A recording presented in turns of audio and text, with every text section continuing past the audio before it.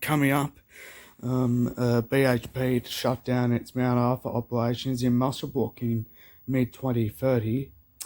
A man and a woman charged over a armed robbery up at Tukley. And the stars set to shine up at Starstruck in the Hunter Valley. That's up next here on NBN News.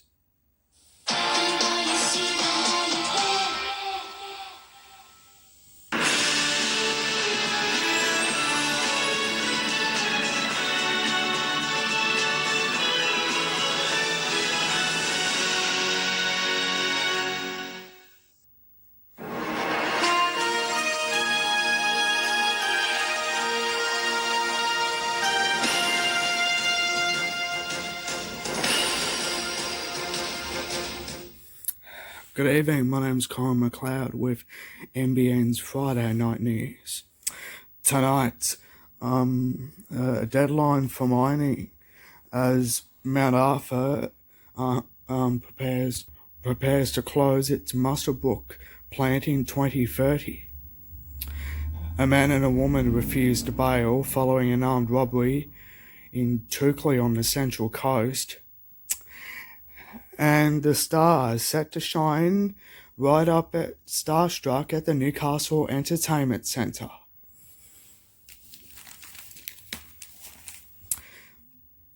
But first, BHP will shut down its Mount Arthur operation in mid-2033 after an attempt to sell the biggest coal mine in the state failed to result in a viable offer. The open cut mine near Muswellbrook in the Hunter employs about 2,000 people and provides thermal cost to international customers.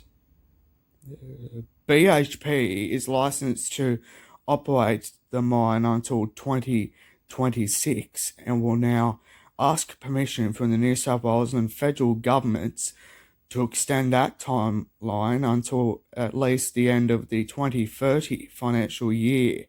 It then expects to spend $999 million on closing the mine and rehabilitating the site over the next 10 to 5 years, with final plans on the site yet to be determined. The announcement sent shockwaves through the Upper Hunter community and the families of the 2,000 workers who are employed at the mine. A man and a woman have been charged after an alleged robbery and assault at Tukley on the Central Coast. At about 8:20 p.m. on Wednesday, June 8, police were told two women were speaking with the occupants of a car at Hargraves Street, Tukley, when the driver of the car leant over and grabbed one woman's mobile phone from her hand. The car then allegedly drove from the scene, turning left onto Main Road in the direction of Gulligan. A short time later, the woman agreed to meet the occupants of the car on Main Road. When the car returned, the passenger allegedly demanded money to return the phone before the driver exited the vehicle and allegedly assaulted one of the women with a gas cylinder. A male passerby went to assist the woman before the passenger exited the vehicle, and a verbal argument occurred with the male. The driver and passenger returned to the car and drove from the scene. The incident was reported at Tukley Police Station, with officers attached to Tuggerah Lakes Police District commencing an investigation. Following inquiries, a man and woman were arrested at about 8:40 p.m. on Thursday, June 9 at Douglas Street, Dora Creek. They were taken to Toronto Police Station where they were charged. The 24-year-old woman, believed to be the driver at the time of the incident, was charged with steal from the person, armed with intent commit indictable offence, 2 counts of stalk, intimidate, intent fear, physical harm, and common assault. She was refused bail and appeared before Toronto local court last Friday, where she was refused bail to appear before one local court on Wednesday, July 20. Meanwhile, the man was also refused bail and also appeared before Toronto local court. It also appeared before Toronto local court on June 10, where he was refused bail to reappear before one local court on Thursday, August the 4th. Meanwhile, Starstruck returns for its 30-year show today. Thousands of students from Newcastle, the Hunter and Central Coast regions will take to the stage at 11 a.m. and 7 p.m. today and 1 p.m. at 7 p.m. on Saturday at Newcastle Entertainment Centre. The theme this year is iconic, which pays tribute to legends of music, fashion, and creativity. Meanwhile, operations manager Casey Homer said the theme this year, the choir in particular, are doing a few surprises this year after they are back for the first time since COVID. They are very excited about it, and we can't wait for everyone to see what we're doing with it. Up next in sport, the Central Coast return home with the Caldwell Cup after defeating the Central West in a final. But first, the Newcastle Knights drop Jake Clifford for their clash with the Canberra Raiders.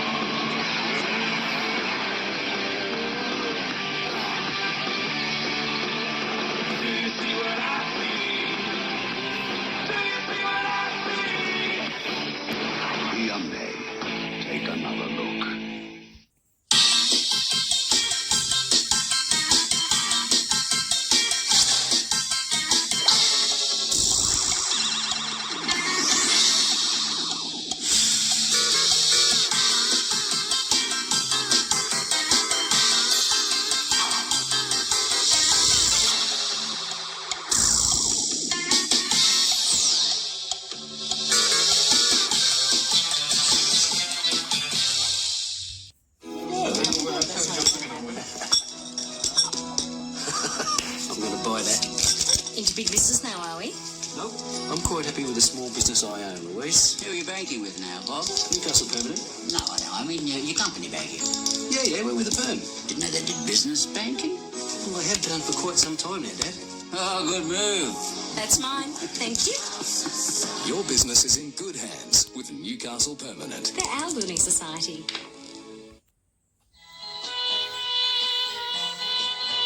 There are sports, and there are extreme sports. Just like there are compact four-wheel drives, and there's the Nissan X-Trail. An extreme all-mode four-wheel drive system, an extreme interior, and extreme power. The X-Trail. Only Nissan takes the compact four-wheel drive to the extreme.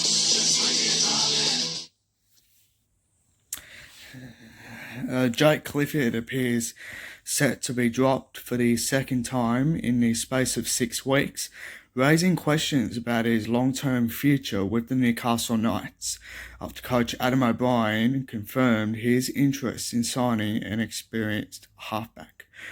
Clifford, the former North Queensland Cowboys playmaker who linked with Newcastle in June last year, is under contract until the end of next season. After playing in 21 consecutive games for the Knights, he endured a day he would prefer to forget in the heartbreaking 50-2 drubbing from the Melbourne Storm in round 8, and was given time off and then sent back to New South Wales Cup.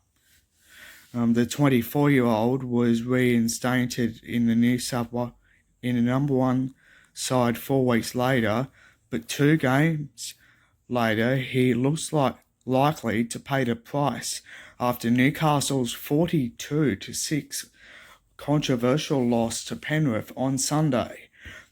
Clifford has been named in the number 7 jersey for Sunday's clash with the Raiders in Canberra, but O'Brien has admitted that Adam Clune, who has missed 2 games with a knee injury, could leapfrog him into the starting lineup, and it's all part of Newcastle's must-win.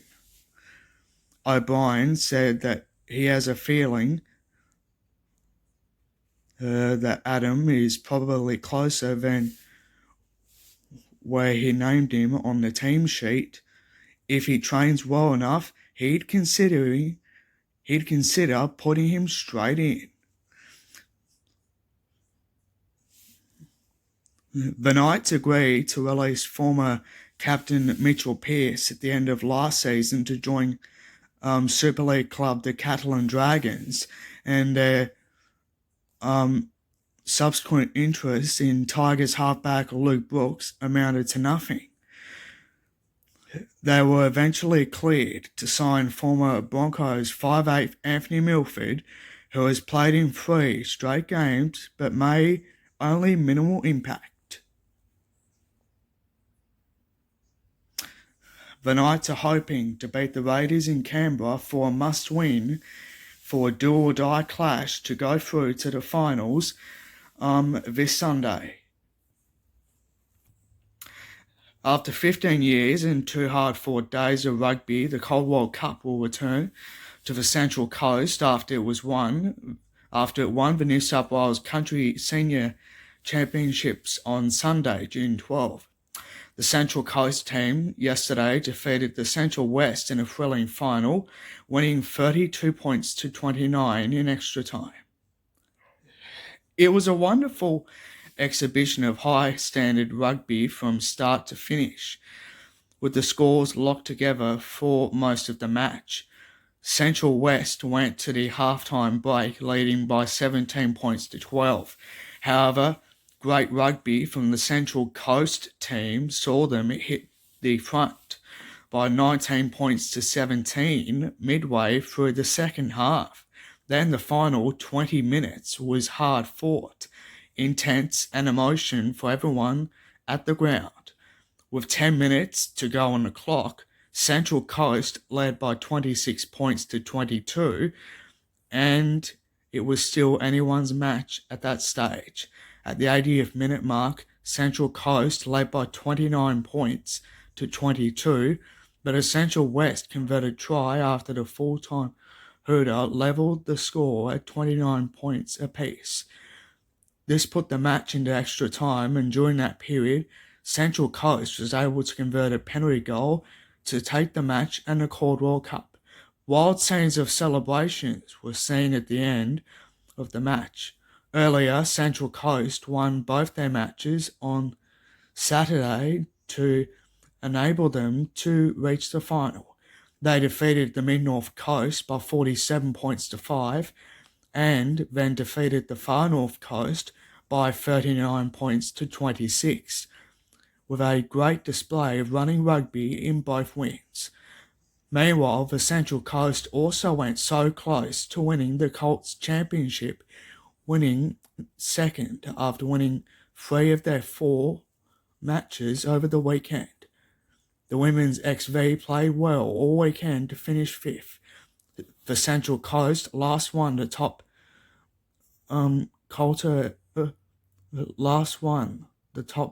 Caldwell Cup in 2007. to local AFL, and of course Newcastle's number one sports ground is unlikely to host Black Diamond Grand Finals for a third consecutive year due to ongoing delays in reopening the upgraded field. The AFL Hunter Central Coast has told clubs they should considering applying to host grand finals because, number one, traditionally the host venue is likely to be out of action. The ground has undergone a multi-million dollar revamp, which started in September 2020, but its reopening has been delayed on multiple occasions.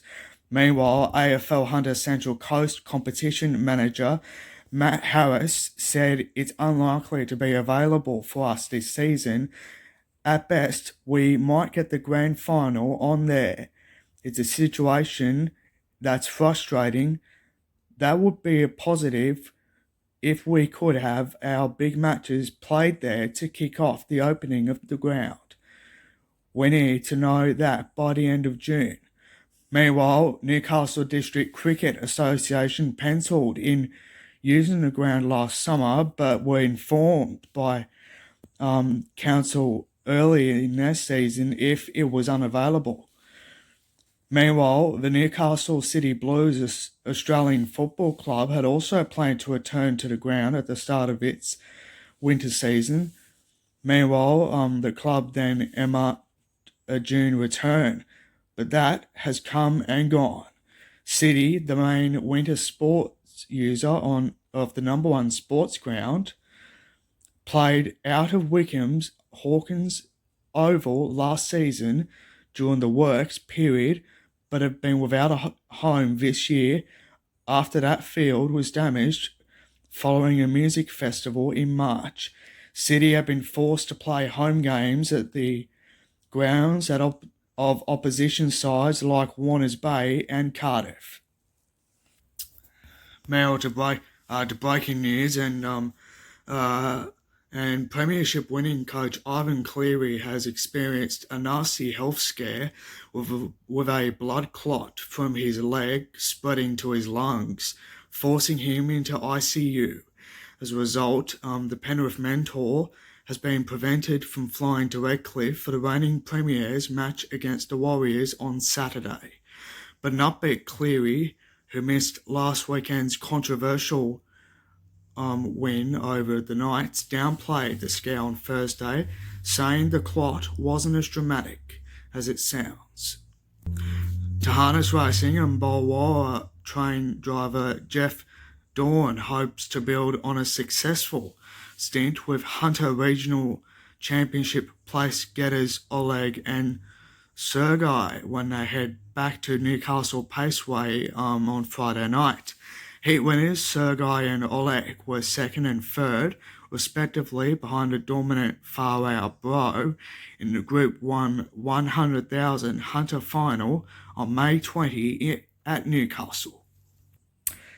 The Greyhounds Racing and Kersley trailer Terence Holm believes a drop in grade and return to form from injury can help Metro Mike and Let's Go Homets, respectively, overcome middle box draws at the Garden on Friday. Hong, with help from his daughter Tamara, trains with just 2 dogs and said both were life chances. Metro Mike has boxed 4 in a heat of the 5th grade series. His most recent win was on December the 17th last year, but has since placed 10 times, including thirds of his past 2 starts. Hong said the race on Friday was a drop in class. It has felt like a long wait, but Spencer Burdak finally gets his chance to experience international competition at the FINA Youth World Championships for water polo in Serbia in August. The 18-year-old Adamstown Heights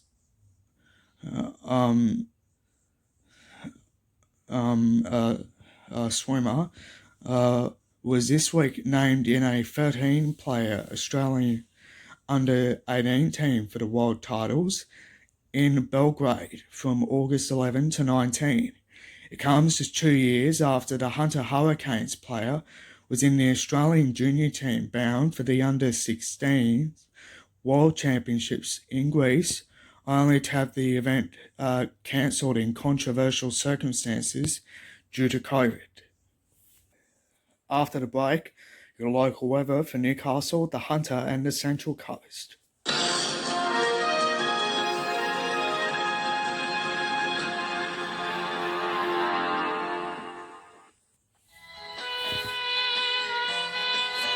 There are sports, and there are extreme sports.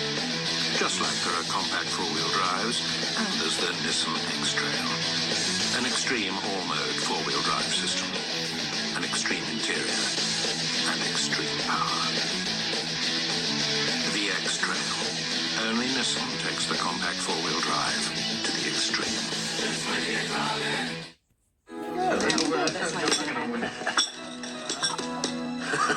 I'm going to buy that. Into big business now, are we? Nope, I'm quite happy with the small business I own, Louise. Who are you banking with now, Bob? Newcastle Permanent. No, I mean your company banking. Yeah, we're with the firm. Didn't know they did business banking. Well, they have done for quite some time now, Dad. Oh, good move. That's mine. Thank you. Your business is in good hands with Newcastle Permanent. They're our building society.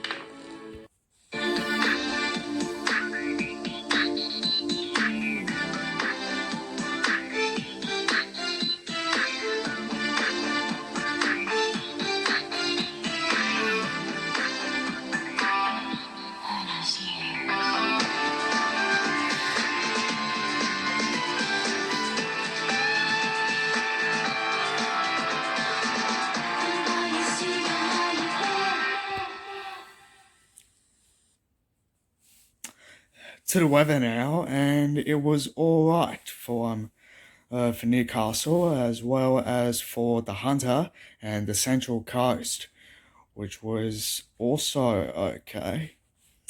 And of course, we'll have a look at Newcastle's first. And of course, Newcastle had a maximum of 20 degrees, while Toronto had 19, and so too did Wallsend as well.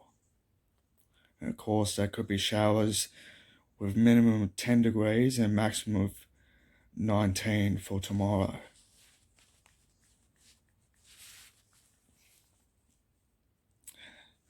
It was the same for the Hunter. It was just alright, and of course, it was partly cloudy with a chance of a shower along the coastal fringe later tonight. It was 20 degrees for Newcastle, 19 for Maitland, Singleton and Gosford, and 17 for Scone. And of course, it'll be partly cloudy, a chance of a shower about the lower Hunter tomorrow. And for the Central Coast, it will be fine for Gosford with 19 degrees and for the entrance with 18 degrees.